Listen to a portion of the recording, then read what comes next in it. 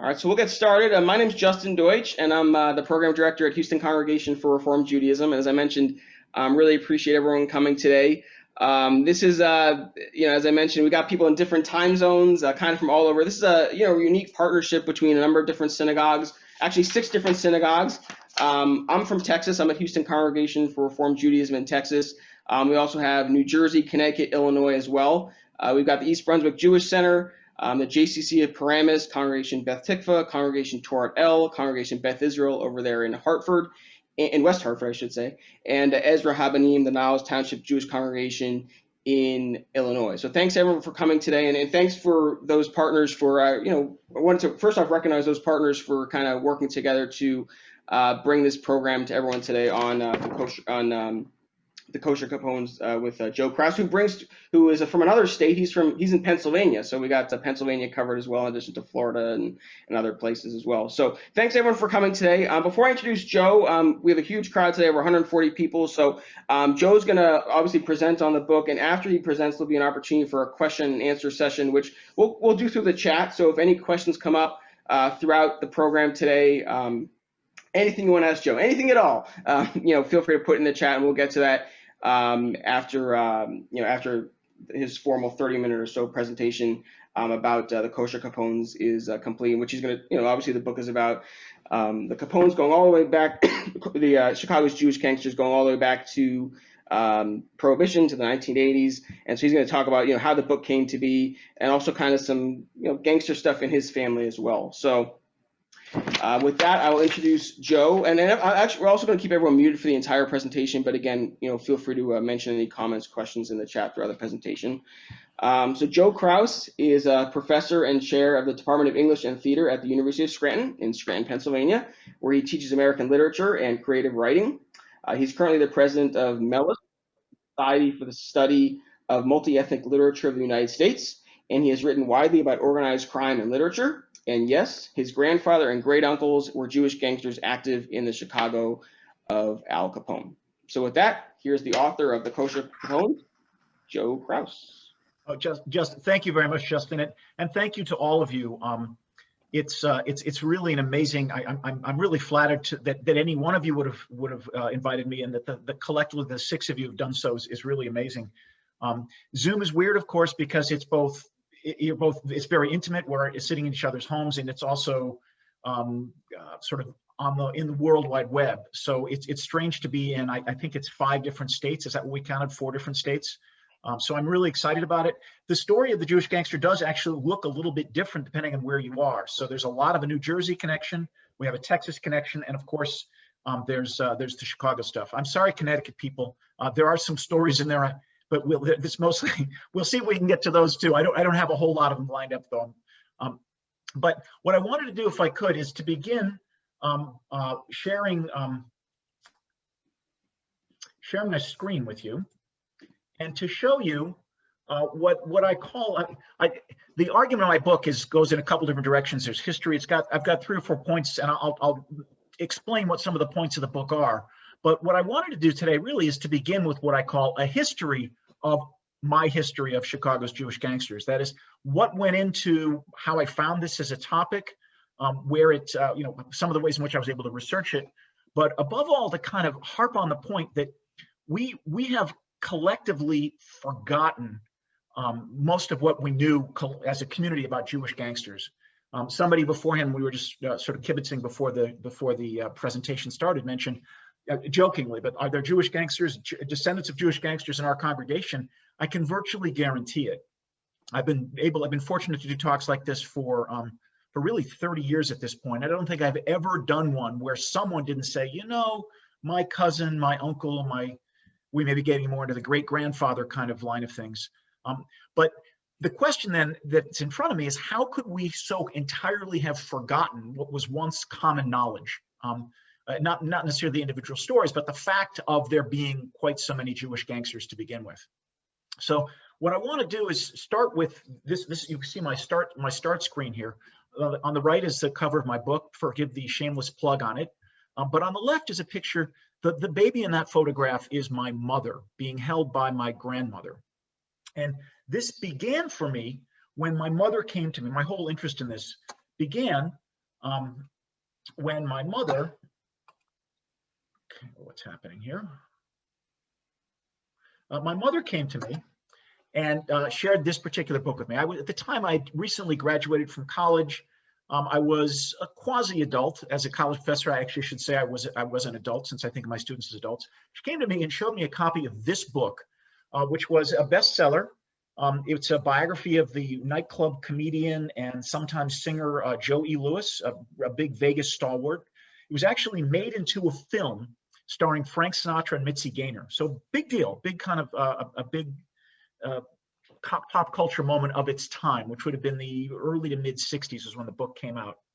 And she came to me and said, Joey, can you tell me what's going on in this particular page? So, excuse me. She said, she had me read this particular page. I won't read the whole thing, but the context of it in the larger book is that Lewis was he was a nightclub comedian at a place called the Green Mill Gardens. I don't know if any of our Ezra Habonim people might know it. It still actually exists in the north side of Chicago. At the time, it was a good bit larger, though. It was a club owned by a man named Machine Gun Jack McGurn, who was one of Capone's top gunners. In fact, he remains a leading suspect in the planning of, though not the execution of, the St. Valentine's Day Massacre. And as I like to say, it's a public service announcement. If you take nothing else from what I have to say today, let it be that you never actively challenge a man whose name is Machine Gun. It's just not good policy. But in any case, Lewis said, I'm out of here. I could make more money somewhere else. And McGurn had his men literally cut. You can see actually in the book there, they cut Lewis's face, poured acid on it, and left him to die in a hotel. Again, in Chicago. He was able to survive. He crawled to a desk, got a phone, healed up, and all of that. And supposedly Capone afterwards said it's a misunderstanding. I would never have approved all that. But Art Cohn was trying to show how brutal the Chicago of that moment was. Again, if you remember, what I want to lean into is how we've forgotten so much of what was once common knowledge. So by this point, even in the 60s, Art Cohn is saying, here's what it was like in that era of Chicago. So, and I'll start in the middle of my quote here, but feel free to read more, of course. One evening in the lobby of the LaSalle Street Theater, he encountered, by chance he claimed, the brothers Miller, Davy and Maxie, who'd questioned his integrity regarding a miscarried bribe. Hello, Davy, Maxie. O'Banion greeted them graciously as he gently placed a revolver against the abdomen of each brother and fired. Maxie fell dead instantly, his intestines blown to bits. Davy wore his belt an inch higher and the bullet mushroomed on the buckle. I said, that's very nice, Mom. Why did you share that with me? She said, and it's one of those conversations that kind of changed my life. She said, well, my father's name was Max Miller, and my uncle's name was Davy Miller. And when I grew up, I heard stories that my family was somehow involved in, crime or whatever. But pause, she said, is this how my father died? That's a big question to drop on somebody, that my own grandfather might have been murdered by this Dean O'Banion, who was, by the way, gangster number 2 in Chicago. I'll mention that a little bit in a moment. But I was startled. It took me a while to find the time. I wound up in Chicago a year or two later, waiting to be employed, waiting to get my first job. And in that time, I was able to go and spend a lot of time in the library, the basement of the library. It wasn't even the Harold Washington Library yet. It was the ones that had been in the Weebolt's building, even, or something like that. A strange location for it. Again, that's for the Ezra Habonim Chicago area people. For some of these landmarks matter. But the discovery that I eventually made was that this Dean O'Banion right here was, in fact, gangster number 2 I mentioned. The Chicago of that era, when Prohibition started, you could get into the business pretty much with a gun and a truck. That's about all it took early on. And this is one of the arguments in my book. I don't want to linger on it too much, but it's one of the things I was able to kind of put through. The first few months of Prohibition must have been insane, because anybody who had the daring could somehow get a hold of some booze and start to sell it. fairly quickly, in a matter of about 2 or 3 years, that changed. Because if you had a piece of the action, as they like to say, then you wanted to keep it. Your real competitors weren't necessarily the other guys who were selling, but the punks, the kids who were trying to move in. So you had what became, they called it the Pax Capone, eventually, the piece of Capone. But even before that, Capone's predecessor in what was the largest gang in Chicago, Johnny Torrio, laid out there are maps that describe who's got what territory. O'Banion's gang was the second largest gang. Eventually, it's the gang that gets wiped out in the St. Valentine's Day Massacre, for perspective, if you haven't heard of that, if you haven't heard of him as an individual. And what O'Banion did was got uncomfortable with this, I call it the kind of, it's a cooperative model at that point, consortium. They're all working together, trying to keep their piece of the pie. O'Banion started pushing back. And what he did was, among other things, push against some of the people who were in his way. He was trying to make waves. He walked up to my great uncle and grandfather, walking out of the LaSalle Theater in Chicago, as the book said, put guns in their stomachs. But strangely, for a best-selling book, he got it backwards, Art Cohn, the writer. And in fact, it was my grandfather who had the bullet mushroom off his buckle. As I like to say, I probably inherited his poor fashion sense, but it saved his life. The bullet hit his belt. It was his brother who was quite badly injured. Now, there's a whole long story about how Art Cohn may have gotten that wrong, and I'm happy to tell it if anyone's curious about sort of the history of how that came about, history of how that particular story got changed. But you can see here, it was in fact this huge event. And this is a front page story, as you can see from the Herald Examiner.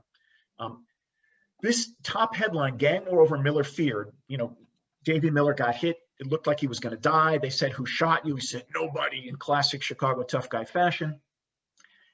It was the biggest story in town for quite some time. Gang war over Miller feared it obviously refers to that particular shooting. The one underneath it, Roosevelt Bears oil scandal, that's actually the announcement of what we know as the Teapot Dome scandal. It's too early. It's too late for Theodore, too early for Franklin, but it's I believe a relative of theirs who was the Secretary of the Interior who was showing there's been this huge scandal that's taking place. It was that large an event. In not just my grandma, it's not just my grandfather was there. He actually died of natural causes 2 years later, but so was my grandmother, who was my mother's best friend throughout the first 35, 40 years of her life until my grandmother died. There was just the two of them living together for quite some time. Somehow, even in a single generation within one family, these kinds of things can somehow be forgotten. So what I remind you, what I want to do for just this sort of next 15, 20 minutes is to show you the extent to which just my own family was involved in all of this as a tease, as it were, into a sense of the larger story that's out there to uncover and recover, particularly in Chicago, but really across the country, I think. So it turned out, as I say, that even that particular shooting, which made front page news, was really just the tip of the iceberg. And in fact, my grandfather was one of several brothers. There were actually 7 brothers and 2 sisters. 2 of the brothers were straight without any problem. We don't know what's wrong with them. They were law-abiding, no accounting for taste. The 2 sisters married men who were actually tangentially involved in crime as well. One of them owned a very important sort of restaurant / gambling joint in Maxwell Street, which is the sort of the Lower East Side of Chicago, as it were. It's the first point of disembarkation for Jews, the first big Jewish community. Then the big 3 or 4, here are 3 of them. The man in the middle here with again, you notice the fashion sense is really wanting. That tie, the guy in the middle, it's a very narrow tie, doesn't know, that's my grandfather. The man on the right is Davy Miller, the one who was with him in that particular shooting. And the man on the left is Hershey Miller, and I'll talk about him as well. And there's even a 4th brother who I couldn't fit in this particular picture with him. But each one of them, in some fashion, had a story that was lost, and yet in its day was fairly explosive. So I want to talk, for starters, about this guy on the right, Davy. who, and this my mother did have some sense of, but Davy Miller was arguably the most famous boxing referee in the country at that time, certainly among them. And if you, it's hard since I can't see people's faces, so I don't know how many of you are familiar with this, these figures, but this man on the right, the boxer, is a guy named Benny Leonard. And again, when I did this 30 years ago, people nodded, they all knew who Benny Leonard was. Things have changed over time. Leonard remains on the list of one of the greatest pound for pound boxers of all time. That's Davy again in the middle with the sort of oddly parted hair. I'm sorry, I think it's Hammer on the left whom Leonard is fighting. Leonard and Davy Miller were quite close, as was my grandfather. They all lived in this kind of, they lived in a world where boxing and criminality were kind of overlapping. There was a lot of that. If you think about some of the hip hop world, not necessarily gangsters, of course, but the hip hop world and basketball, some of that same kind of synergy was taking place between boxing and the world of organized crime. Benny Leonard was quite close to, as I say, to Davy Miller.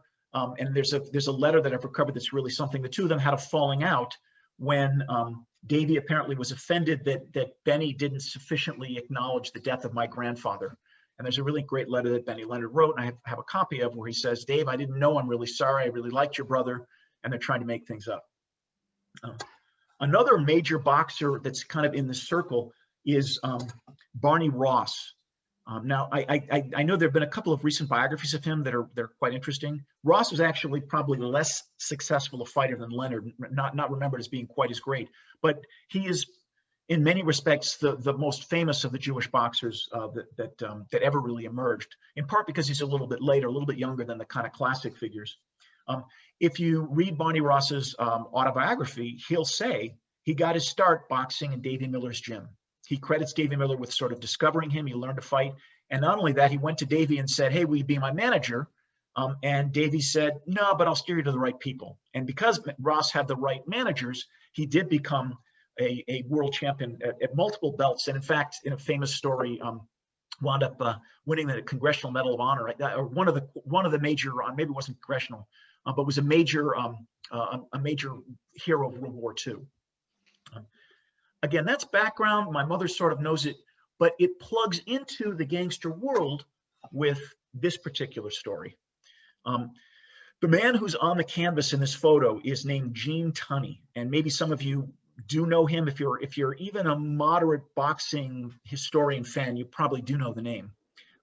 Tunney, at the time of this photo, was the world heavyweight champion because about 8 months earlier, he had beaten Jack Dempsey. Now, I assume Dempsey is a name that's familiar. We've got the Dempsey Steakhouse. He was a huge celebrity, the Mike Tyson of his moment, a fearsome kind of fighter. Somehow, Tunney had beaten him months earlier. So the second fight, the rematch, was supposed to be huge. Now, the public couldn't believe that Dempsey had lost. So it wound up being, it was in Chicago at Soldier Field. It ultimately drew about 104,000 people. And again, if you've got a sense of what Soldier Field was like, even today it seats only like 75 or 80,000. They had set up grandstand on the grass and all of that. I've heard it described as the most attended in-person boxing match in history. Huge deal. All the smart money, the crowd figured Dempsey would win, which tells you that the smart money was on Tunney. That's how that worked. And in order to make all this go, of course, it's boxing, you need a referee. And Davy Miller was tagged with being the referee. 1 week before, this is at least in one version of the story, 1 week before the fight, he was seen talking to Al Capone. So they pulled him and replaced him with the man who's actually counting in this picture, Dave Barry. So this is about the fourth round, I think, fourth or fifth round. And Dempsey had knocked Tunney down. Looked like he'd knocked him out. Looked like he'd won the fight, which would have meant, I remind you, the Gangsters would have lost. The public would win with Dempsey. The Gangsters would lose with Tunney. Did I say that right? Sorry. The Gangsters would win. Forgive me. The Gangsters would win to Tunney. So Tunney went down, and there was a new rule that had come in, which said they're not going to start the 10 count, the knockout count, until the standing boxer goes to a neutral corner. So Dempsey, just sort of forgetting that rule, stood above him, kind of glowering down, kind of think Mike Tyson at his sort of most ferocious, looking down at Tunney. So the ref doesn't start counting. Then finally, Dempsey figures out what's happening, goes to his neutral corner, and even then, so say the wise guys, Barry, the referee Dave Barry, took a little bit longer to start counting even then. So by the time Tunney got up, he probably had 13 or 14 count. And it's not clear he could have gotten up any sooner. He got to his corner, and then in that sort of Hollywood, or if you will, gangster control world, he actually recovered, came back, and won the fight. So there's a lot of footnotes in there, but the bottom line of that is my grandfather, my great uncle, was central in this experience of the single largest fight in American history as a boxing referee, and may or may not have been the mob's man in the middle of all of this. So again, stuff, I mean, this stuff you can find in books, but lost to my mother, lost to our own family, these were all things that were taking place. I mentioned there were some other brothers as well. This is Hershey, Hershey Miller. In fact, I named my dog after him. I thought it was such a great name. It's an unusual spelling, as you can see it. From what I can tell, he was not a Herschel, nor was he a Harry. He had a Harry as well. There's another brother named Harry. But another story that my mother had completely lost, and that I think in many ways is lost to the larger sense of what the Jewish American experience was in the 1920s, is this. I mentioned that you could probably get into the booze racket with a gun and a truck in 1919 when it begins. By and in fact, Hershey Miller is credited in at least one book that I've read as being the very first committing the very first major crime in Prohibition history. I guess I should be proud of family ingenuity, but he apparently hijacked a truckload of whiskey, or maybe it was from a train, but put it into a truck, the night before Prohibition began, in anticipation of all that would happen.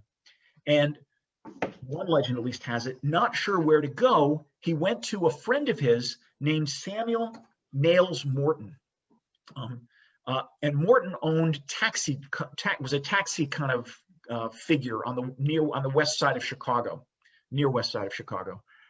Taxiing was also a very violent, there was a lot, who was going to be able to control it, a lot of the taxi cab wars.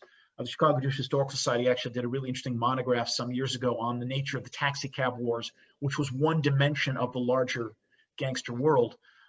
But once you've got trucks, you can move product.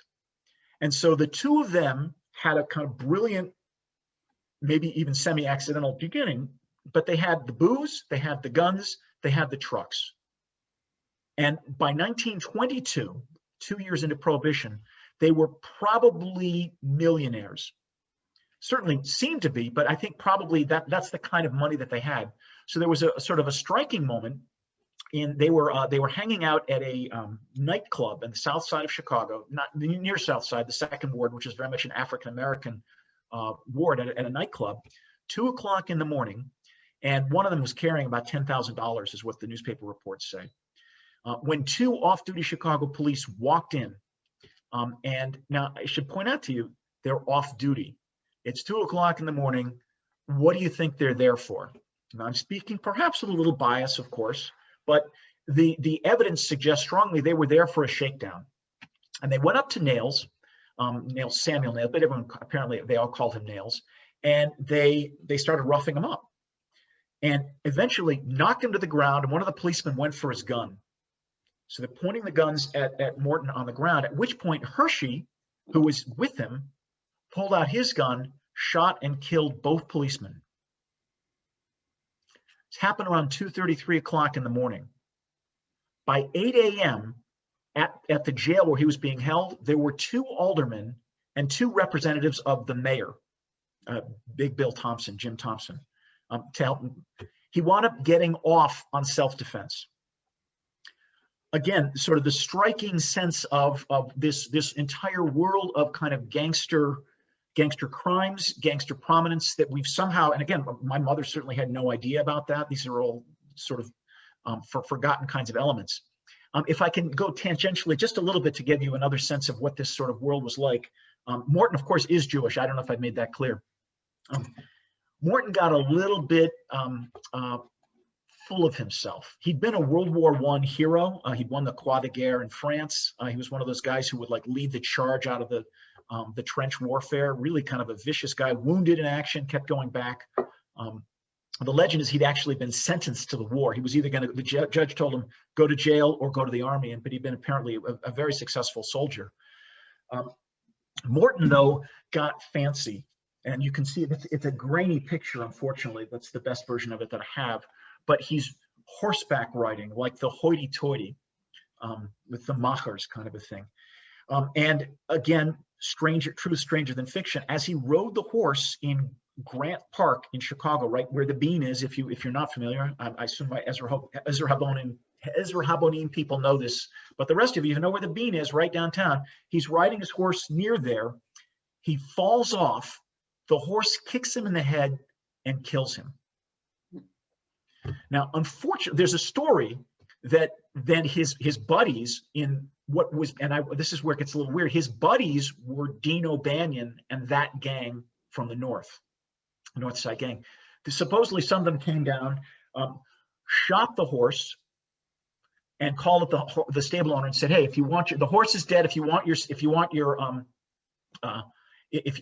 saddle, come and get it."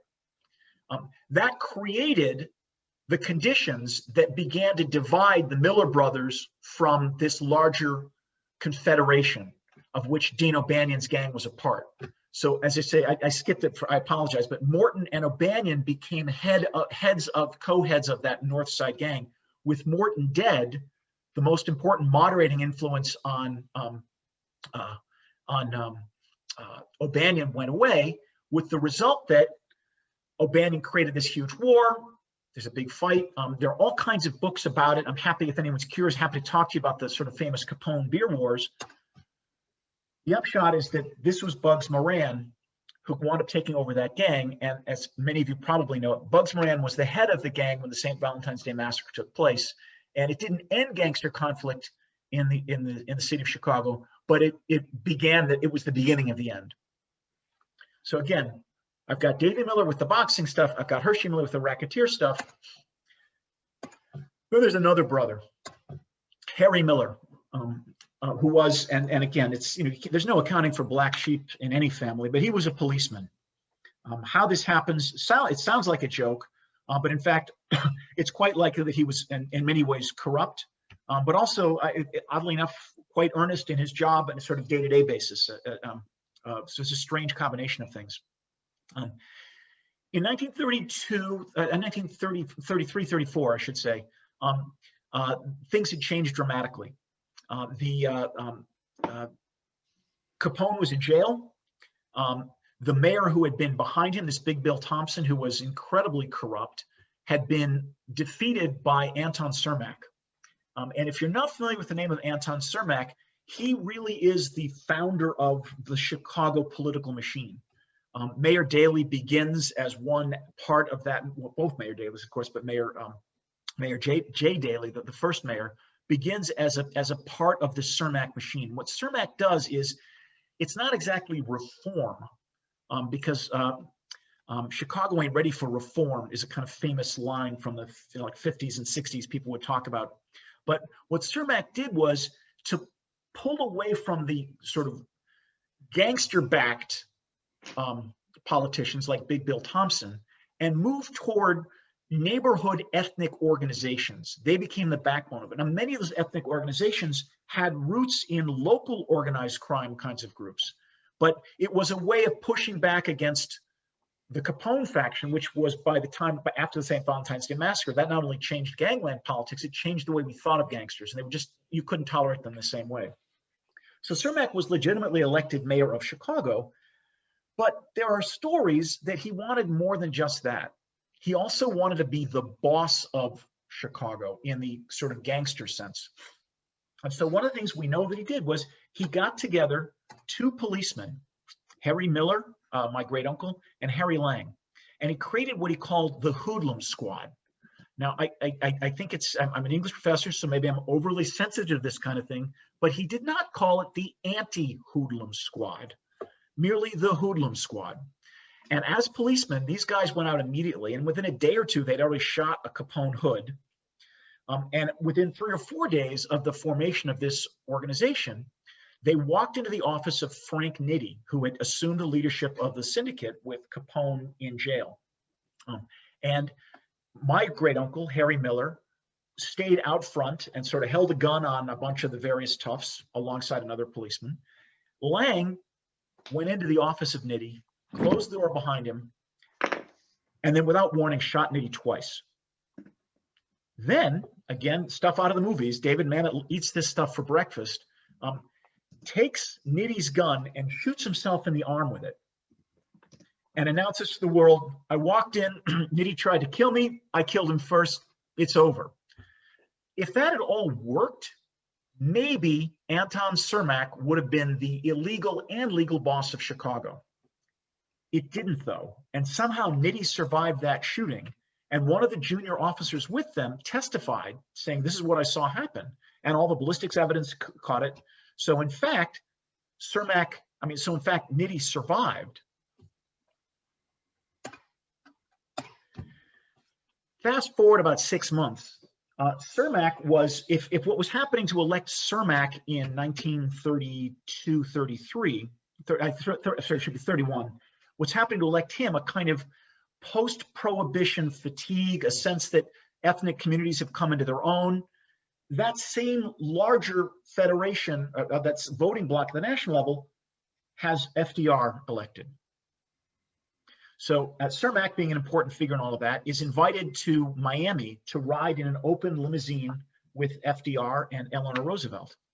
And as they're going down a parade in Miami, a man named Giuseppe Zangari, who was an Italian military sharpshooter, he'd served in World War I for the Italian army, so long-distance sharpshooter, takes a bead, fires, and somehow misses FDR, hits Cermak, who's fatally wounded.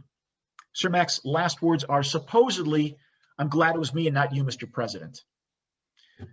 If you look at biographies of FDR, and in fact, general American history kinds of things, what you're going to find is that goes down in history as an attempted assassination on FDR. If you look at Chicago, though, it's a slightly different story. The assumption there is, at least among some people, that the mob simply waited to get Cermak back for the hit on Nitti, and that in fact, this was aimed at Cermak all along. So again, I put that out to you that this is my family centrally involved in what seems to be an assassination attempt on a United States president. And all this stuff is generally forgotten in this sort of business of recovery. How do we do that? It's hard to top. It's almost inconceivable to top that. Except, I don't know how many of you recognize this man. Again, it's frustrating not to be able to see the world. This is Jack Ruby. Jack Ruby, while famous Houston people from at least being in the state, Jack Ruby began his life of juvenile delinquency in Davy Miller's restaurant, bar / gambling den / boxing facility. And in fact, when they were investigating the Kennedy assassination, they repeatedly turned to questioning, was Jack Ruby a part of the Dave Miller gang? He wasn't. But I just throw it out there, as I like to say, I'm just saying it's one more dimension in which, as I said, the Warren Commission talks about Dave Miller in a number of pages, one more dimension in which this vast history is taking place and somehow we've forgotten it. So what I did was, what any unemployed, overeducated kid would do, or semi-employed, I just kept digging and trying to figure out as much as I could. I was able to become, I liked to brag at that point that I was the world's leading under 30 authority on Chicago's Jewish gangsters of the West Side. That seemed a fair claim to make. 30 some years later, I may be the world's leading authority on Chicago's Jewish gangsters of the West Side, because all the Altacockers who really knew the story are gone now. But in any case, I went around talking about it, telling the story about all these different figures from my family, Nails Morton, Jack Guzik, a number of other figures who were out there. But ironically, as I was busy telling that story in the 1990s, this man, Lenny Patrick, was on trial. Now, I'm going to try and move quickly to leave time for questioning, because this is a sort of description of how my book came together. Because of my interest in my own family, I really got immersed in that lost world of the 20s and 30s Jewish gangster stuff. In the 1990s, Lenny Patrick was sort of a hostile witness. He was given a choice: either you're going to go to jail for the rest of your life, he was 78, or you're going to testify against some of the heaviest hitters of the Chicago syndicate, including this older man on the left, Gus Alex. This is the Alex trial in about 92. So, to my confusion, Lenny Patrick was called at that time the head of the Jewish wing of the Chicago mob. I didn't understand it then. It took me another 25 years or so to put it all together. But in essence, and I'll move real quickly here, forgive me. This is Lenny Patrick, 1966, the photo from the cover of my book. In essence, what happened is, in about 1932, my family got pushed out by this guy, Benny Zucky, the Bookie Zuckerman, and his crew. And then in 1944, Lenny Patrick killed him. Again, as I say, that's kind of fast motion. But I realized that half the puzzle pieces of the story that I wanted to tell about the Jewish gangster in Chicago were missing. But eventually, I was able to recognize that the story of Lenny Patrick's life, and I'm happy to tell you some of the really funny and not so funny stories about him. Among them, he shook down not one, but two of his own nephews to get money out of them, threatened to kill and intimidate them and threatened to kill them. But that became the structure of my book. Sort of sometimes back and forth, stories that took place back in that era, and then what Lenny Patrick, in the name of and representing the syndicate, did from about 1944 onward. So my book actually begins with the murder of Zucky the Bookie Zuckerman, and I try to work backwards to describe where he was, how we got to that place, which is in part dependent upon my own family, but many other individuals as well. And then I also try to move forward as a description of what Lenny Patrick's career was like, both at his peak and then in his sort of anticlimactic final conclusion. So I thank you so much. I hope I haven't lost you or bored you. It's such a privilege to be able to work with you, to talk with you. What I'd love to do, if any of you have questions, I've seen a couple coming through in the chat. I've deliberately ignored them just not to let my head go in those directions, but it's my pleasure to try and answer any questions you might have. If you are interested, I'm not here just to push my book. If you would like to get a signed copy of it, I'm very happy to, please email me at this address. And what I've been doing is signing an office label and mailing it to you, and then you can put it in there. It's kind of a pandemic signing. It's the best we could come up with. I believe the representatives of your congregations will have my email if you need it, if anyone is interested, but I'm more than happy to do it. And also, if you have questions that we don't have time to get to in the next half an hour or so, I'm more than happy to do that. So I'll unshare the screen now.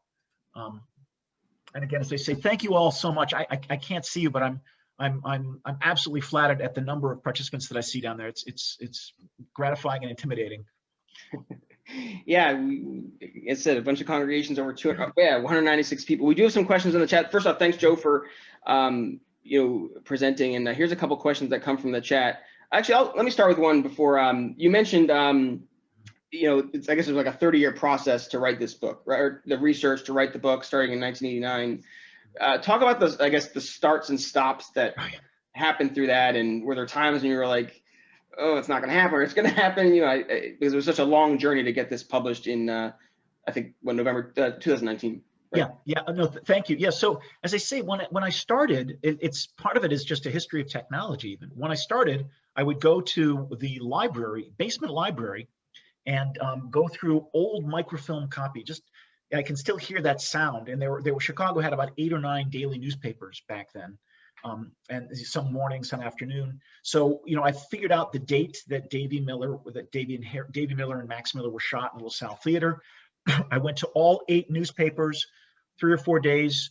So suddenly that gives me almost 20 some different articles about that particular shooting. Now, most of them are saying the same thing, but since they're competing with each other, they're all speculating in different directions. So I got 10 or 15 threads that took me back to one or another story.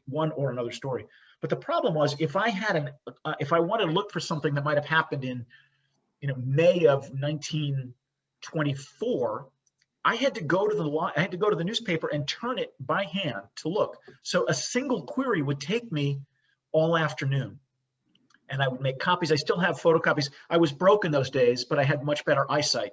So I would pay a dime for each copy, but I would get as much on there as I could. So it's like 4-point font on some of these things. I can't read them anymore. But fast forward 20 some years, and suddenly all these things are computer searchable. So I got a subscription in the final phase of this. I got a subscription to newspapers.com, and I would find stories about some of these characters that were picked up by wire services running all over the country. I live in just outside Wilkes-Barre, Pennsylvania, which is, kind of a small, medium city at the time, certainly. And I loved finding the Wilkes-Barre Record writing about Chicago Jewish gangsters. It would be in the paper, because one of those papers that was indexed. So the fast forwarding of indexing made life a lot easier. And then, because I am a gangster family member, as it were, you would assume that I would have gone and talked to a lot of people. But I'm also I'm a sort of a textual scholar, so I spent a lot of time digging in archives, or one or another. Chicago Crime Commission has an amazing set of archives. That's a nonprofit, independently funded organization. They were created in part because Chicago was so corrupt that no one trusted it. So you couldn't trust the courts, you couldn't trust the police. Most lawyers were corrupt, or many of them were corrupt. So you had a number of major businessmen who came together and created this organization that remains. And they would, forgive me, I might have told you some of this, but they actually would send representatives into my great uncle's restaurant to file reports. And I've got handwritten reports from people from 24 who walked in and said, I was in the restaurant today and I saw so-and-so and so-and-so. So forgive me if that doesn't answer the question directly, but the capacity to research it changed so dramatically that it changed the experience of it. Cool. Yeah, this question comes from Barbara. She wants to know, you mentioned Eugene Bernstein, the tax lawyer. He was the tax lawyer for the Chicago syndicate in the 30s and 60s, 30s to the 60s, and want to ask if you talk about him in the Kosher Capones. I don't. Bernstein is a pretty important figure, and it's interesting. I got a question almost identical to this a couple days ago about a different figure. If you notice the story that I told you, it's sort of how the independent Jewish gangsters of Maxwell Street and then the further west side, Lawndale, they were independent until the syndicate subsumed them in 1944 in a literal hostile takeover. And so I try to trace both that independent group and then how they function within the syndicate itself. But in fact, the syndicate, while we think of it as very much an Italian-American organization, had a number of very important Jewish figures, and Bernstein is absolutely one of them. Now, I don't know if it's quite fair to call him a gangster. He's one of those guys who worked with them, and I don't know that I've ever heard, I'll stand to be correct, I've never heard of Bernstein accused of being involved in, say, racketeering or tax fraud. He was just a really gifted attorney who worked with the mob. There are some really gifted attorneys who worked with the mob and then clearly became gangsterish, but the person asking the question may know more about it, that was probably clearly knows more about it than I do, but that's at least the vision of Bernstein that I have. I'll share a comment here from Paula, and this is probably a good. Paula may want to stay and talk after the program, but she mentions here that her husband's dad was Al Capone's dentist. I love it. Chicago Heights. So that's Paula. But in Chicago Heights, you said? Yeah. Yep. Okay. Wow, that little detail is really fascinating, because Chicago Heights is the South, right? It's south of the city. And so it was one of the safe places that Capone might have gone. I guess he did live down pretty far south, but the gang headquarters was much further north. It was 2222, the Four Deuces, 2222 South Wabash, was it, or South Michigan? But the Four Deuces was the famous club that was located there. Chicago Heights is much further south, and it was a very famously mobbed up area, which we know less about than many others because they were never really any successful prosecutions.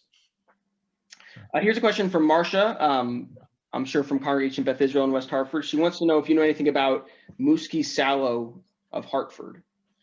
I'm so sorry. I don't. I I try to have a connection for everybody. That is as stumped as I have been in a year and a half. So I'm sorry. If you know some stories, I'd be fascinated.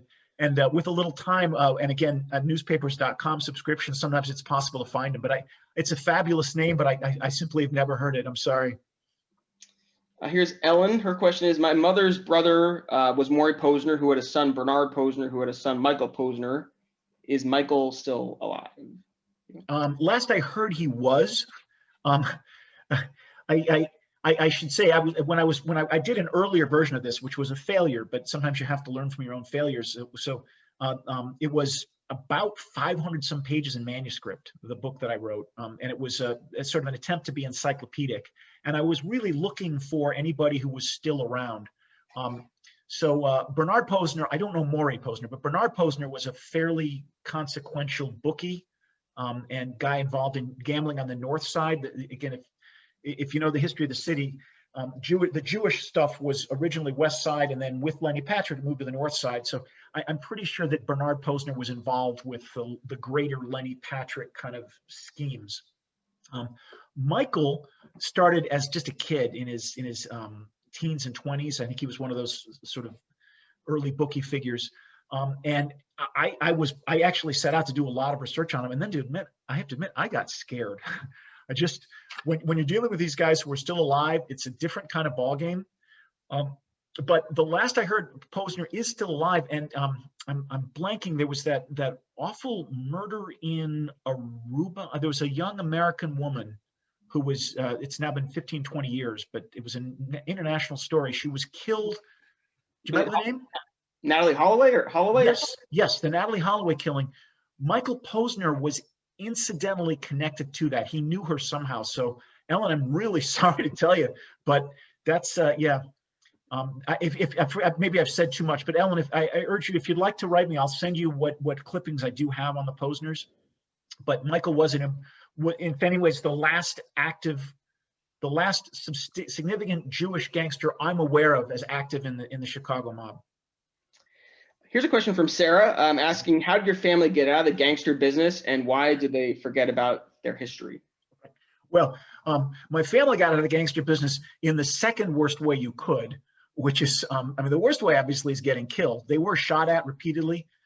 Hershey Miller, there's an amazing sort of series of reports. He was driving his car, and it looks like something out of Scarface, the original Scarface, driving his big car in this not far, half a mile from Wrigley Field, and he some other guy, well, it was Weigman's Field at the time, some other guys pulled up alongside him and started shooting, and he was able to escape. He probably should have been killed. He just somehow survived a couple of these different attempts. He was able to sell out and make a lot of money. Not so much that he remained particularly wealthy, but in his case, he wound up buying a small bar. Same with Davy Miller, who got squeezed out by Zookie the Bookie. Once prohibition was over, it changed the economics of it. Gambling still mattered, but you needed fresher connections than they had to make it work. It's also the case that they kind of put their money on the Republican Big Bill Thompson, and when Cermak was elected, that flipped. So that's how my family just kind of got squeezed out. In terms of how it's forgotten, I would have told you a year ago that it was because my grandfather died when my mother was 2. So she didn't know much about him. And my grandmother, this is 1928, so my grandmother was left a fairly substantial amount of money. I don't know how much, but she turned to her brother and said, what should I do with this money? 1928, lots of money. What would you do? He put it all in the market. And by 1929, with the crash, my mother and her mother were on relief. It was that kind of dramatic. They lost it all. So there was no one to tell the stories in my own family's case. But what's been really striking to me is since the book has come out, I've heard from the grandchildren of a number of the other Miller brothers, and almost none of them know these stories either. So I think the larger answer is we have actively worked to forget some of these stories. It doesn't square with our sort of public sense of what it means to be a Jew. There's a really interesting book called Tough Jews. There are 2 with that title, but the earlier one, Tough Jews, its thesis is that we, in the wake of the Holocaust, there's this sense of Jews as victims. And so stories of Jews, whether as, say, athletes, because that the famous the movie Airplane joke about the shortest book in the world is Jewish athletic stars. A lot of the public image we have of Jews as tough got erased by that. So next month, after Passover, we have obviously a Jewish holiday, Yom Ha'atzmaut, Israeli Independence Day, and so one of the questions kind of ties into that. Susan's asking, do you know anything about the link between the Jewish gangsters and the establishment of Israel as a state? Yeah, just that it's widely reported. I haven't been able to prove it, but Meyer Lansky, who was the most prominent, eventually the most prominent of the Jewish gangsters, of course, that he was involved in funneling some money there. We know that Ben Hecht, who was not a gangster, but a sort of gangster adjacent. Hecht was before he became a famous screenwriter in Hollywood, he lived in Chicago as a newspaper reporter, and he spent a whole lot of time covering the Capone mob and knew all of these guys firsthand. He actually wrote the screenplay for the movie Scarface, so he's really intimately involved, and I talk about that in the book a lot. The movies, it's a myth that gets perpetrated about the nature of how organized crime works. By the 1940s, Hecht was very active in Israeli independence. Less with Haganah and more with Stern Gang kinds of people. And he put on he would do these major pageants, he called them. And we know that some of the important Jewish gangsters, I believe Longy's Willman, a shout out to the New Jersey folks, Mickey Cohen in LA, a lot of these guys were giving money. I do know, actually, to give Longy's Willman credit, and this has happened in Chicago as well, but there's a really interesting book out recently about what happened in New Jersey. Zwillman had guys who were actively going after Nazi Bundists in the States. So that's not quite the founding of Israel, but it's a real coordinated gangster attack on that larger threat. Here's a comment from Shoshana, I guess, testing your knowledge of maybe Cleveland Jewish gangsters. She mentions her father, Harry Katzel, was a well-beloved bookkeeper in Cleveland, Ohio. Men would hand him their money on the street, and he would take care of things. The Jewish gangsters from Cleveland begged him to go to Vegas. When they went there to start the Sands Hotel, he stayed in Cleveland to be with his brothers. Do you know about that story, any Cleveland, Ohio Jewish gangster history? Yes, I'm trying to look at the Harry Katzel. Interesting. I don't know. Harry, I don't know as an individual, but Cleveland is, oddly enough, probably the second most important Jewish gangster city in America, for the reasons that Shoshana or David imply.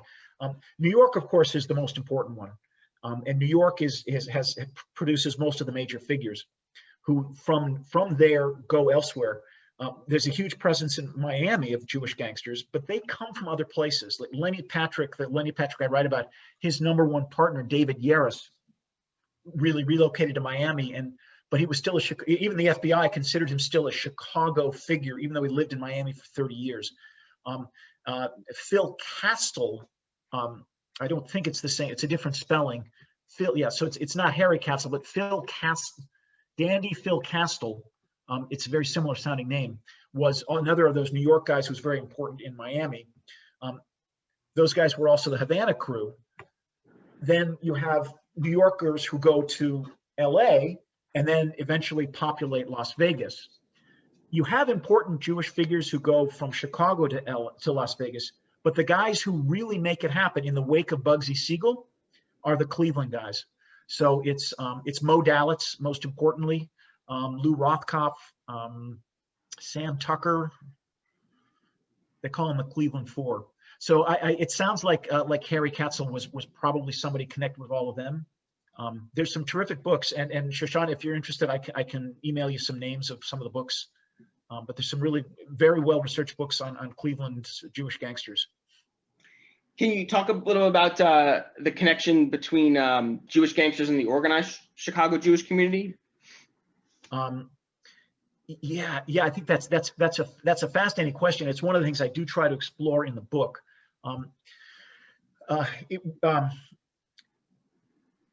one of the things that I learned that was really gratifying in ways that I would never have imagined is that the Jewish gangsters in Chicago, but around the country, famously defended Jews who were at risk somehow. So there's a book that's called "But He Was Good to His Mother: The Lives and Crimes of the Jewish Gangsters," and that sort of looks at all around the country how Jewish gangsters were involved in kind of self-protection operations. As it happens, my great uncle Davy's restaurant, along with one or two other gangster institutions out there, were among the very first major community institutions in what we call Lawndale, the biggest Jewish community that ever existed. And so famously, it took somehow gangsters being involved in that to help the community move over. That's one way in which they were all connected. As an outgrowth of that, it happened once you had a kind of street level control, right? If Davy Miller has an interview, which is bizarre, in a national magazine, which he talks about how area Poles were going to try a pogrom. They're going to try and beat up and kill some of the Jews and drive them away from the neighborhoods where the Jews were moving, which were threatening to some of the Poles. And he talked about how we fought back. Well, once you fight back, once you have that kind of authority, cultural authority, you've also got political authority. So the gangsters were very much involved with the politics of the neighborhood, politics of the movement of that time. So again, for the Chicago people, the most important Chicago Jewish politician probably ever was a guy named Jacob Arvey, who was the alderman of the West Side 24th Ward. He was probably instrumental in getting Harry Truman elected, one of those sort of national kingmaker kinds of things. One of Arvey's men was Zucky the Bookie Zuckerman. He was sort of, I describe him in the book as his leashed Rottweiler. Zuckerman was a precinct captain in the Arvey organization. So in that dimension too, there's a great deal of connection. And then even just in the way that this story about Harry Katzel goes, right? That every neighborhood had its bookie, right? You know, it just, there was an innocence to it that you go up and you give the man a nickel or whatever. So I hope that's a fair answer, even as I jump around. Barbara's asking about a possible frontman for the syndicate with the last name Adler, who was found in the sewers in 59 to 60. And you know, he didn't own a nightclub, but he managed the trade winds, was a front for the Chicago Mob. Did you talk about this individual? Oh, yeah, not in the book. Again, he's one of those guys I do mention quickly in the larger one.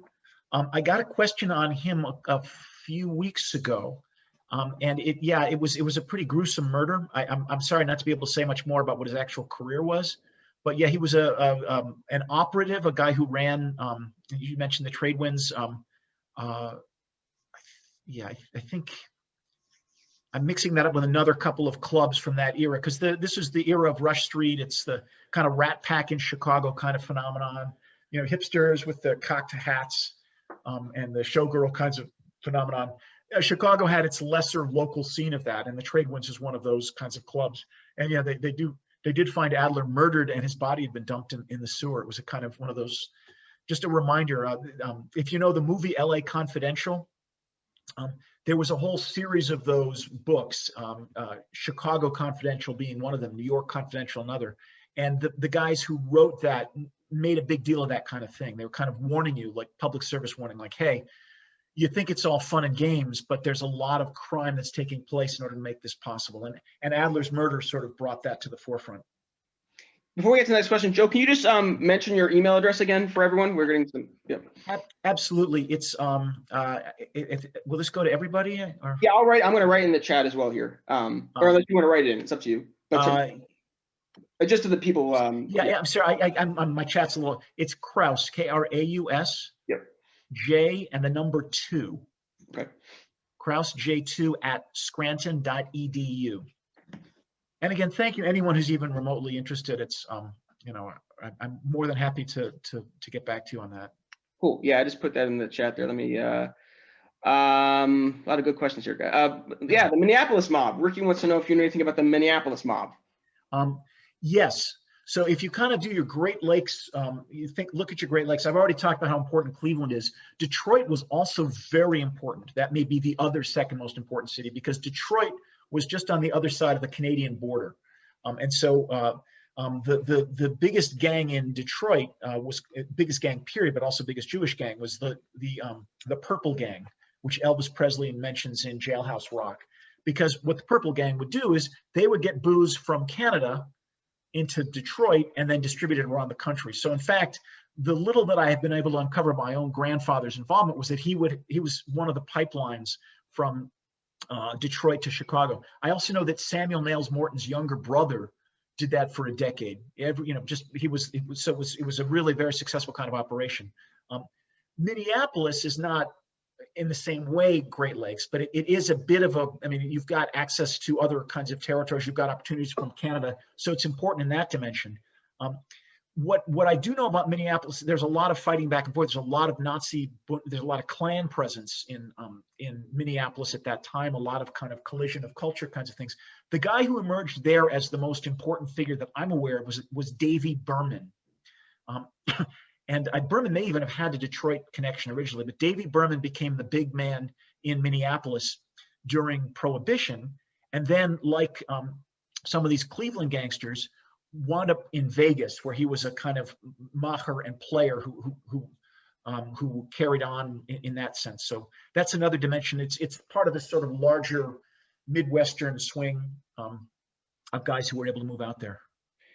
Yeah, a couple comments about Meyer Lansky from Linda, mentioning that he arranged for planes to be delivered for the war, and Linda's in Florida, and she mentioned that they heard a lot about him and also Bugsy, and also from Marcia, asking whether was Meyer sending arms to Israel at that time. I have heard that. I have to admit I'm a little skeptical, just because it's gangsters can't legally buy arms, so I've heard some of those stories as well, though, and I'm trying to remember. There's a maybe one of the handful of the best books about Jewish gangsters period is a biography of Lansky called Little Man, Meyer Lansky and the Gangster Life. It's on the short list for me of the best books, and there are many more than you might imagine, best books about Jewish organized crime. The Bugsy Siegel story that I find fascinating, and apparently it's true, is that he was always sleeping with somebody, and he was in Germany in about 37 or something like that, with a woman who was we know this, we see pictures of a woman who was a Contessa. And so she took him to a fairly impressive hotel. I think maybe even a castle is in my memory.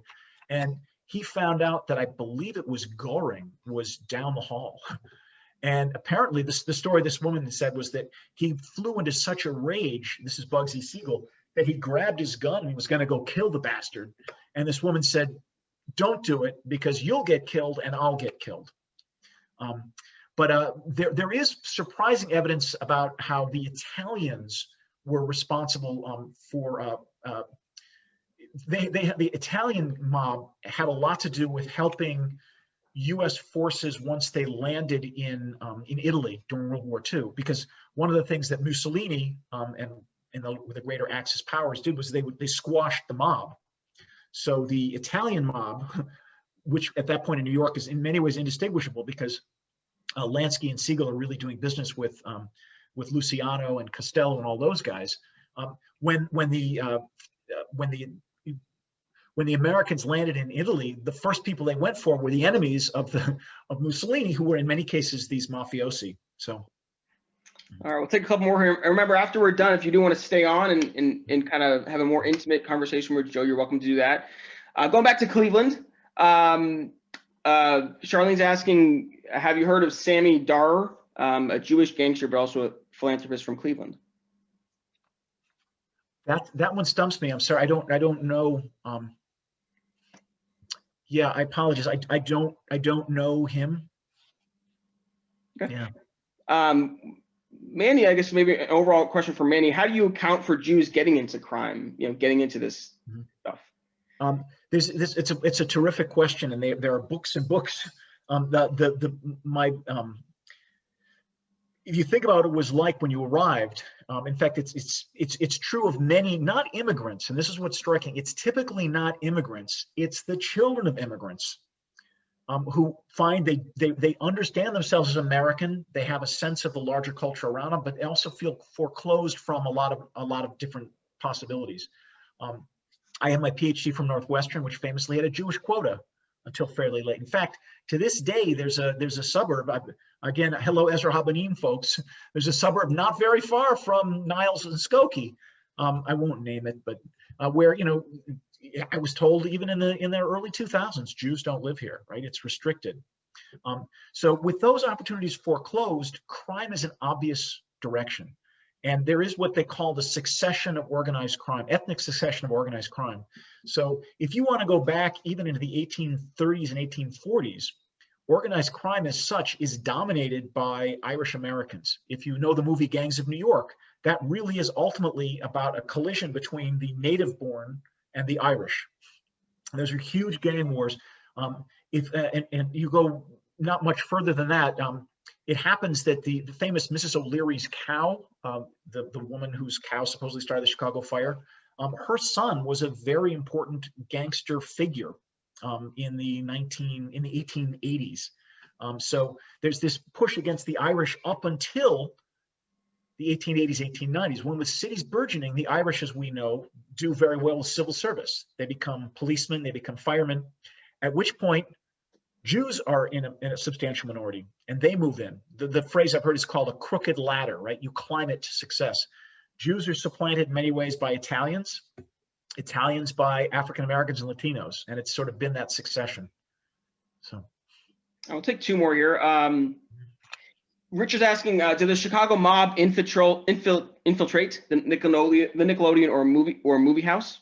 Mentioning that one major movie owner was Jewish, the Paladins. Yeah, absolutely, absolutely, and you can give credit to Chicago Jewish Gangsters for that one too. It's not one I'm able to deal with in the book, although sometimes I think about a book that would deal with the Jews in the syndicate. There was a hugely successful racketeering effort led by a guy named George Brown and Willie Beoff. Brown was a kind of a bit more of a schlub who had an opportunity, was involved already with the projectionist union. Beoff was a pimp and a little tough guy gangster type. They got into the Hollywood projectionists union and required that there be 2 projectionists on every film, union scale. And then they just started skimming money right out of this left and right. It was a huge deal. And then it blew up in their face in about 1936 or 37. It may have been as late as 1941, sorry. It blew up in their face. And Frank Nitti was going to be arrested as part of it. This is sort of in the local Chicago implications. Nitti was going to be arrested and police came to get him. And he actually wound up sort of running away and killing himself near train tracks so they wouldn't be able to take him in. So absolutely they infiltrated it. And it was really crucial. The Godfather has a different take on it, the Godfather movie, right, with the horse and the horse's head in the studio owner's bed. But yeah, it was a very important kind of move. But for the Chicago wing of things, at least, it ended sort of with that huge crime right at that moment. And here's an interesting one from Jeff asking, were there shuls or Jewish philanthropic organizations which publicly accepted or rejected donations from Jewish mob families? Oh. If you know, and was this a matter for public debate? I think publicly, we know of all kinds. There are all kinds of stories about individuals, like the Jewish mother who wouldn't take criminal money. I don't want this. It's not exactly gangsters. I mentioned the story of Barney Ross, who was the famous boxer and world champion. They even made a big Hollywood movie about him. Ross, his name was originally Rosofsky. He shortened it, didn't want his parents to know. His father actually was killed in a holdup when he was a child. It's one of those sort of almost like a Batman origin story. His father's killed in a holdup, and he eventually sort of emerges as this really tough guy with his fists. But his mother didn't want to know, or he didn't want his mother to know. And finally, when she found out, he would, if he ever had to fight on a Friday night or a Saturday during the day, she eventually decided she wanted to go, but she wouldn't take public transportation. So she would famously walk the 3 or 4 miles from her home to there, and people would fall in behind her, these huge crowds. Now, that doesn't exactly answer the question of whether shuls or whatever would accept the money. My understanding is generally they did, right? We fundraise where we can. It's never an easy thing to do. I think there were probably rabbis who stood up and said, we won't take this money, but then there were other rabbis who'd say, we will take this money. And that's, I think, where the money tended to go. So it was less of a crisis than we might in retrospect have thought. I can tell a quick story just because I think it's really funny. Forgive me, I know some of you may need to be leaving, but at one point there was a racketeer in the city who controlled the Kosher Butchers Union. He was able to get his rabbi in place, and his name was Max Eisen. And if you wanted to buy kosher chicken, you had to pay an extra 5-7 cents a pound. And it became such a deal, they couldn't get rid of this guy until the rabbis collectively called for Jews to become vegetarians, at least in the short term. And that's one of the ways that they broke the hold of the kosher butchers racket. Where can people, I guess my last question, where can people buy the book? You know, for those of us here today that maybe haven't read the Kosher Capones but would like to, where can they purchase the book to read it? Thanks. Yeah, no, Amazon certainly is the easiest. I would hope if you've got local bookstores to support, that's always the best. I'm a bookstore fiend. They should be able to get it. It's sufficiently big enough press. The Columbia University Press, so they've got distribution really everywhere. So thank you for the question, though. Well, yeah, and thank you again. Thanks, Joe, for coming today to talk about your book, The Kosher Capones. I really appreciate you taking your time to talk today. And I also want to thank, as I mentioned at the start, recognize the partner congregations that kind of helped put together this program today. I'm Justin from Houston Congregation for Reform Judaism. We have the East Brunswick Jewish Center, Ellen Botwin. That's where my grandmother lives in East Brunswick. She goes there. The Arthur at the JCC of Paramus and Congregation Beth Tikva. Ezra Habanim, the Niles Township Jewish Congregation, Congregation Chart L, Pam over there, and Howard Rosenbaum at Congregation Beth Israel in West Hartford, Connecticut. So thanks again, everyone, for coming today. Great crowd. Thanks for the great questions. Thanks, Joe, for a great presentation, and have a great Sunday afternoon, everyone. Thank you. Yeah, if I'm happy if anyone wants to stick around for a few. I'll keep it. Yeah, we'll keep it open. So if you want to stick around and continue the conversation, go for it. Those of you who are leaving, I want to thank you very, very much. I'm really flattered. I couldn't even see you, but it means a lot to me that you would take an hour of your afternoon to do this. So thank you.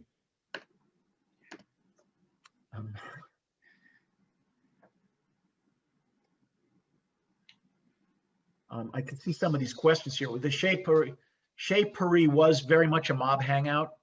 Oh, did I miss that? Yeah. Yeah. That's a local question, but absolutely a mob hangout. Chicago Confidential talks a lot about what's going on in there. I think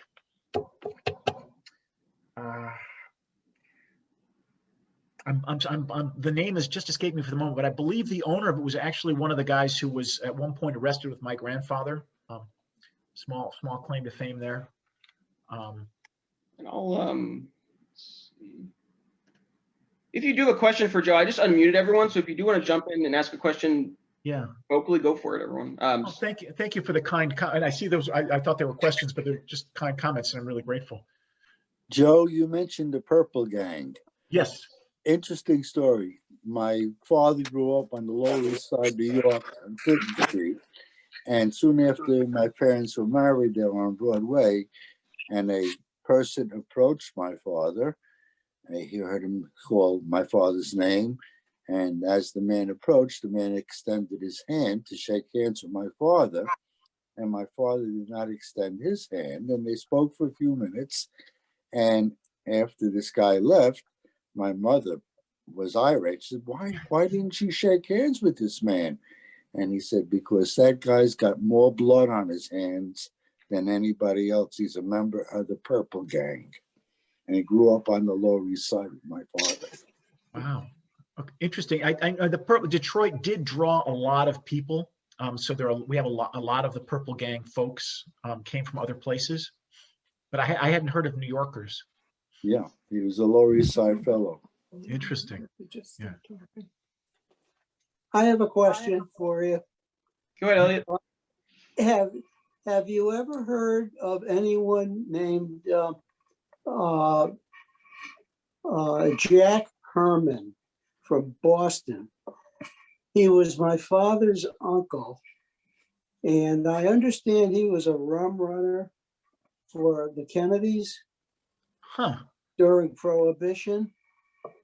I met him once when I was a child, and he was destitute. But my father said that at one time he had millions, and he used to give his money to people who would ask him for a loan, quote unquote, and they'd never pay it back. And he died destitute. Wow. I don't know him. I mean, one of the sort of truisms I like to give about gangster history in the country is that every major American city, almost with the exception of Chicago, had at one time or other as its leading gangster a Jew. And so the guy in Boston was pretty early. His name was Charlie Solomon. They called him Charlie King Solomon. And he was killed kind of early. I don't know that much about his organization. But as you suggest, everybody had some kind of a Kennedy connection. I mean, they weren't the only rum runners. You know, the original Joe Kennedy. He was an anti-Semite. Joe Kennedy, oh, big time. I can believe He it. supported Hitler. I can believe it. Good. That's Virginia's true. on the. John and Bobby. Oh, he is there. Okay, you're unmuted. Oh, Unless you want to talk. Can I ask about Big Jim Winters? Is that a name you have heard about or read about? Jim Winters, what Big- city? Chicago. More so with the sugar rations and the coffee. It's one of my questions. Was more involved with that. During World War II? Yeah. Boy, no, I don't know that. That's fascinating because you'll find there are other rackets. Gangsterism, syndicate gangsterism is dominated by, the most important thing is gambling. We tend to associate them with drugs, most famously in Prohibition, booze. But gambling is the most important thing. Political power is very important, prostitution. But there are other things. I mentioned the taxi cab stuff, and you're absolutely right. Some of these. Yeah, they kidnapped my father. Boy. So, but he was able to escape. They had thrown him to the curb. He had some cash to give him, and it helped him survive. Because we were lived out in the farm, and they came out there and got the word that my father was having that with the trains going by. So it was a long history, but Winters went to prison, obviously. It was all Jim FBI involved. Jim Big Jim Winters. Jewish that you know of? I don't think so. Yeah. Well, that's good. He sounds like a horrible guy. Yeah, he was. It's also, sorry. It's it was 1948 to be exact. Okay. Where did Beth Lynn have to say? I think Baylor was actually asking in the chat about any Canadian gangsters, any Canadian Jewish gangsters. Do you know of any of those? that's what I know. Yes. Of course, if you're in Canada and throughout Prohibition and you're selling booze, you are a businessman. And if you walk across the border, you are a gangster. And so what happened in Canada when Prohibition started, Prohibition is I mean, the Canadian distillery industry, just pick up any bottle you want, is dominated by the Scots or the Scots-Irish, right? Dewars and so many wonderfully unpronounceable Scotch, brands of Scotch that are out there. Well, it became kind of a shanda to be associated with it, right? It was legal in Canada, but it was increasingly distasteful. So Jewish Canadians were able to acquire some of the really important suppliers of the booze. And forgive me, we're down to 67 people, so I've got my fingers crossed. But the family that emerged as really with the big bucks, Bronson. Thank you. You said it, not me. Bronfman, right? I'm innocent. You said it. But perhaps Your my single friends- favorite novel of all time is almost my favorite novel of all time is by Mordecai Richler, the Canadian, from Montreal, the Canadian Jewish writer. It's called Solomon Gursky Was Here, and it's a kind of inspired by the Bronfman family's rise, with the main character being a Canadian Jewish gangster named Solomon Gursky. So the Bronfmans were hugely successful with all this. And I was fascinated by the whole story of Richler's book. I've read it, I've taught it. Again, to me, it's just a masterpiece, one of the funniest and most thoughtful books I've ever read. Novels, and as I say, I just love it. So one day when Bronfman was speaking, he was doing, it's really awful. In retro, I didn't know exactly what I was doing, but he was speaking at a Hillel event when I was a student at Northwestern. What was it? And Bronfman said, Bronfman was taking questions. Somebody questioned the sort of efficacy of capitalism, and he was a gentleman about it. He said, this is all, capitalism is the worst form of economics ever come up with, except for all others. He was so gentle and dapper on his gentle on his feet. I thought, oh, interesting. I would ask him about Mordecai Richler's book. So in a crowd of like 200 people, I raised my hand, and I was wearing a tie. I was looking like a presentable, nice Jewish boy in the back of the room. And I said, Mr. Bronfman, I'm a big admirer of the novelist Mordecai Richler, and he's written a novel called Solomon Gursky Was Here, which I know is influenced in part by the history of your family. Is there anything you can say about that? And this man who'd been so publicly upbeat stops, and he goes, well, I've written a book too. And he walked off the stage. Wow. And all these people came up to me and said, what did you just do? So they're very sensitive about that. They don't like that story very much. Yeah. Do you know anything about in the old days, in the 50s or 60s, in East Rogers Park, with some of the card rooms and storefronts that were literally fronts? Mm-hmm. I'm sorry, I didn't hear the beginning of the question. In the 50s and 60s in East Rogers Park, Chicago, some of the old card rooms and storefronts that were fronts for other gambling areas. Absolutely, yeah. And in fact, I deal with a lot of that in my book, because that's all run by Lenny Patrick.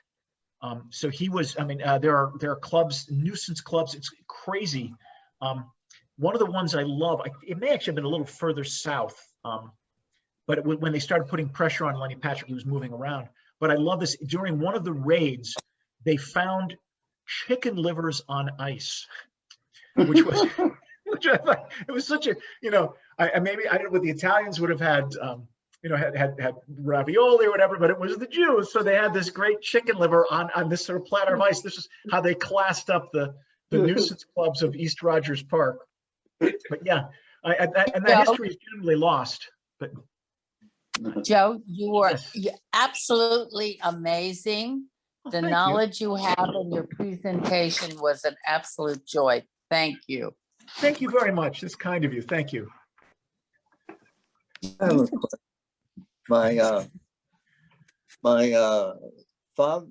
My grandfather was named Rozovsky, and you mentioned that Barney Ross, I thought you meant the boxer, Ross, right? His family name was Rozovsky also. Yes. Is that correct? Yeah. Yes. And we're Roses, and our connection with Chicago is that my uncle had some kind of a men's clothing store, and a group of people came to the store with a truck and some gangsters, and they were going to empty the store. And they were taking him back to the back, and one of his partner went for a gun, and that means my uncle had to go for his gun. And they had a shootout, and one of the gangsters was killed, and one of the gangsters was wounded, and one of them ran off. And so they started getting calls about they were going to take his wife for a ride. And so my father got wind of that, and he says, we're going south. That's how we wound up in Houston. Wow. Yeah, I mean, if you know a rough date, we could probably figure out something like that. Yeah. You don't know a date. Wow. No. I have a story. I used to work at Grand Hospital in Chicago. I'm a nurse. And in like 62 or so, these old nurses told stories about they took care of Al Capone and his thugs, and they came in with bogus illnesses like belly aches and things like that, and they were protected. And these nurses said, oh, they brought them flowers and chocolates and everything. You know, they were happy to take care of these guys. Yeah. And that's Grand Hospital. Yeah, I can tell a quick I- story. Al Capone, as I mentioned, my husband's father was his dentist.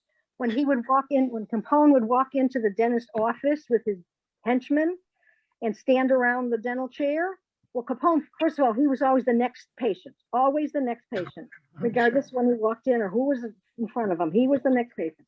So he would sit down in the chair, and his henchmen were all around him with their guns drawn. And the dentist would have to carefully explain to Capone what he's going to do, and it might hurt, because if he didn't expect it, then he got fired. So that's a little story that I learned. Yeah. And my father had a taxi business. He drove a taxi cab in Chicago, and they were trying to run him off of the road because he wasn't part of the group. And my father went to Al Capone and told him the story, and he said, "Don't worry about it; they won't bother you anymore." And they never did. Yeah, well, the taxi cab wars, you know, yellow versus checker, were the two big ones in Chicago, were a proxy for some of the other like beer wars. Yeah. So that you had the same different gangster powers lining up behind different taxi companies. I'm curious, was there a certain kind of criminal activity that the Jewish gangsters just would not participate in, or they were just whatever could make the money they did? Yeah, pretty much. I wish I could tell you that they weren't involved in prostitution, because that's a shanda of the highest order.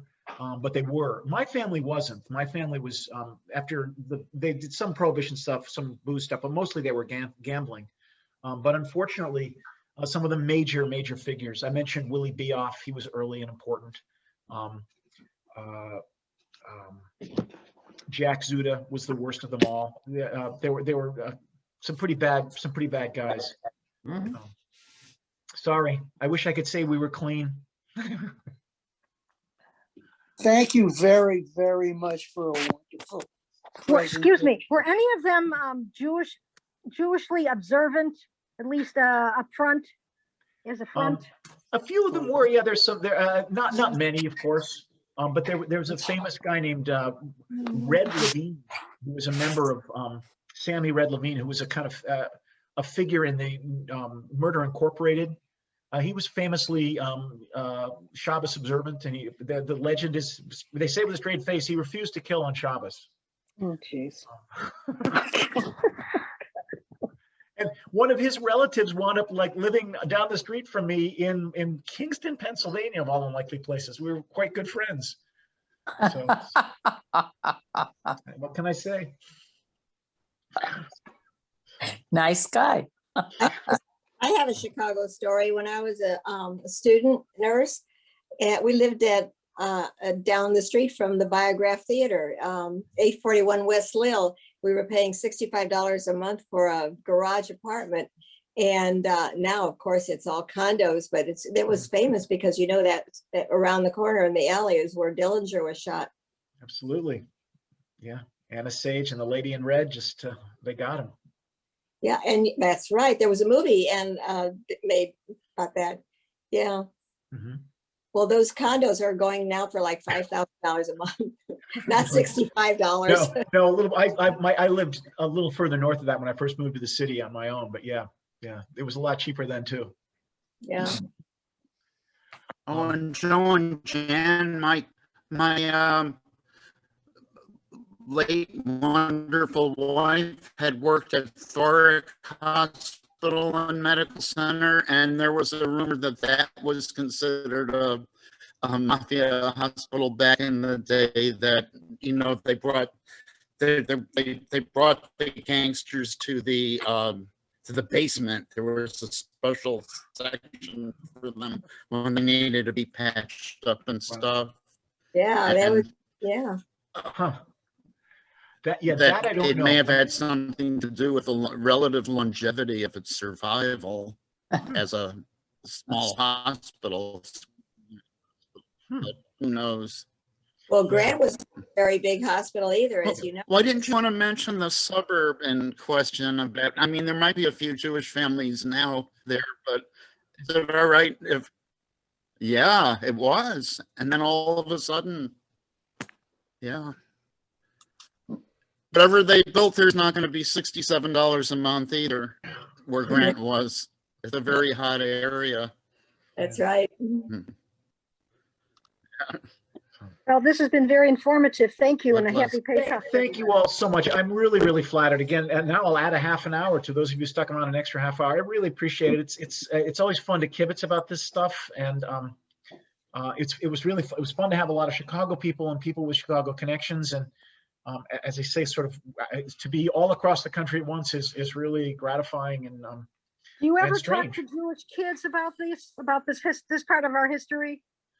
I do. It's not exactly the first thought that people have when they're looking for an enrichment program for Sunday school. My kids know, and I just heard him barking. My little dog is named Hershey, as I said. So Hershey knows. Hershey. In fact, where I live not far from, one of them. In fact, the guy from the Irishman, if you're the most recent film. The character that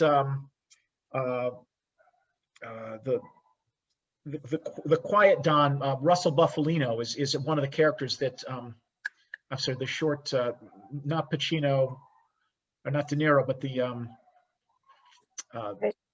Pesci? Pesci. The character Joe Pesci played actually lived in the same 2,000 person community that my family lived in for most of the time we lived in this area. His house was 100 yards from the Little League field where we practically lived all summer long. So there are a lot of people in the community with gangster connections who were sort of known as gangsters. And it was probably a very inappropriate thing to say to my children, but I used to say to them, I want you to go into that classroom and know that your gangster heritage is every bit as impressive as anybody else in that room. All the doctors and lawyers, yeah. I bet Jewish teenagers would be interested in a lot of this. Yeah. It's funny. I've talked to some of them. Part of the challenge is I have done it once or twice. It doesn't necessarily go over quite as well because it's too the references are too old. When I say something like Jack Dempsey, even people who don't remember who Jack Dempsey was at least know that name, but that's invisible. Prohibition, they would know. That's part of the American history. I'm sorry, who? Prohibition. Sure, no, they know that, and they're often find them very polite, but they're sort of startled. Even some of the premises of what I have to say, right? I'm telling you that Jewish gangsters have largely been forgotten. I don't think my kids and their friends have that sense. It's just like, yeah, I mean, we've been recovering them. A friend of mine actually did an article about this 8 or 10 years ago, and she cited some of my early work, which was kind of a cool feeling. But as late as the 1980s, we began, as early as the 1980s, late 80s, early 90s, we began with, like the Meyer Lansky biography I mentioned came out in the mid 90s. So we've really been working to recover this for a while now as a community. So it's not as much news to the kids. Are there any current Jewish gangsters? It's underground Jewish gangsters that still are around?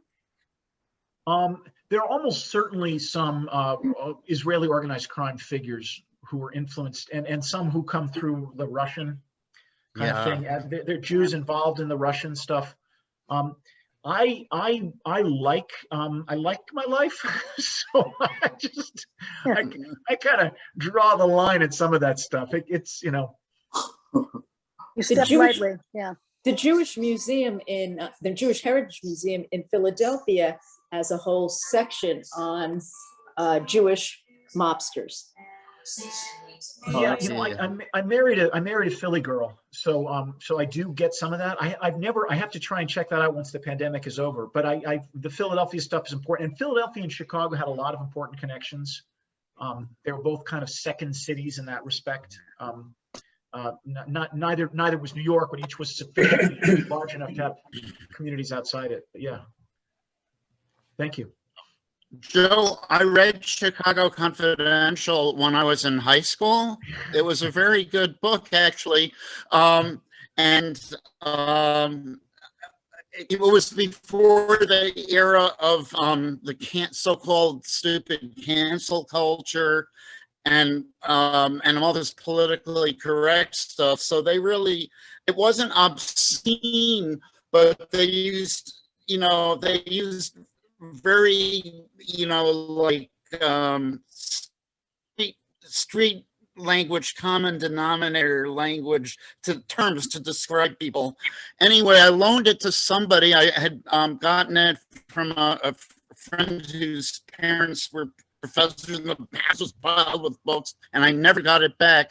And then I got USA Confidential at a Brandeis Book Fair once, but it was everything but Chicago. So maybe someday I'll get it again, as well as yours I want to get.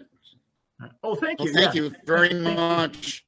Why didn't you want to mention that suburb, by the way? Is it just in case there are now? They might be offended, because I know very well which it is. Likewise.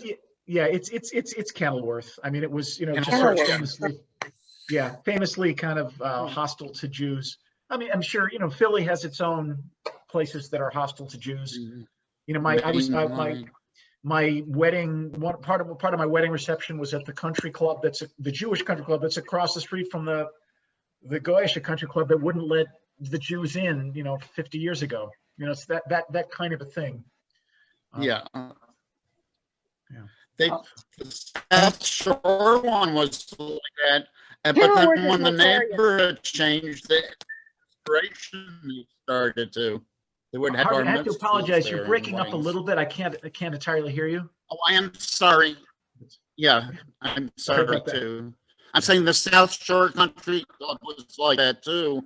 But when the neighborhood changed, they got desperate and they started having, bar mitzvahs and weddings there. Then it became the Chicago Cultural Center. Right, yeah. I mean, there's a huge population in the South Side, but ironically, they tended to be the German Jews. They were slightly earlier origin. So my people were too much, we were all, Eastern European folk, the great unwashed. So, All right. Well, I guess it's great that people are able to stay longer. Any other comments? Yeah, Justin, thank you for taking the extra time. I'm sorry, I don't know if you. You were great. No problem. No, I'm glad we had such a great participation, and thank you, Joe, for a fantastic presentation. Thanks for all the great comments, questions. It's great that the topic resonates with so many. That's fantastic. So. Yeah, thank you. I'm really grateful. Thank all of you who did comment. I'm really flattered. Really appreciate it. So. Joe, thank you so much. Being from the Philadelphia area. Thank you very much. You delve into the garment business in Philadelphia? Keep up the great work. Too, buddy. I'm sorry, Richard, I can't quite hear your question. Thanks to all of you who are leaving. Since you were from Eastern Pennsylvania, did you delve into the garment business in Philadelphia? Yes, I did. Not that extensively. I had a dear friend actually, whose brother, her sister, was a woman named Min Matheson, who was credited in. There's a great Reader's Digest article about it called "The Woman Who Took on the Mob." And what she did, Min Matheson was a union organizer, and the mob would break up the garment. Up here, I didn't need to go to Philly. Right here is where a lot of the garment industry was located in Northeast Pennsylvania. Very important lace works and garment factories, even until the 60s or 70s. I still have friends whose families were in that business. So anytime they tried to organize, the mob would break it up. It was really brutal. And so Min Matheson is famous in the area. There are signs in her memory. She's one of the local heroes, and we put up posters. Min gathered a bunch of women and children and marched against the mob-controlled factories. And they had like it was a brilliant social media campaign before we think of social media. So people couldn't go beat them up. And as a consequence, it was really, really very powerful. I didn't know until and Min's baby sister was a dear friend of mine. And her daughter and son still are still friends in the community. I didn't know that they had yet another sibling, an older brother, who was actually killed as a union organizer, shot in a phone with just brutal stuff. So there's a lot of that back and forth. One of my students I'm very close to, her grandfather was non-Jewish CEO of Leslie Fay, which was a big garment manufacturer. He wound up serving time. I don't know how much my student knows. I've been uncomfortable telling her too much. But that recent book, Button Man, has to do with that particular case. So yeah, it is something I have looked into, and I've got buddies who know the score, and I hang on their every word when they tell me when they're. Because Ripley Clothes was owned by Lepke. I think I did know that. Yeah. I didn't know about that one particularly. Lepke was huge in the garment industry. That was his thing. Yeah. Yeah. Thank you. All right, everyone. Well, thanks again, Joe. Have a great afternoon. Thank you for joining us. Everyone stay safe. I really appreciate it. Thank Justin, you. Thank you very much. Okay. See you, everyone. Thanks. Take care.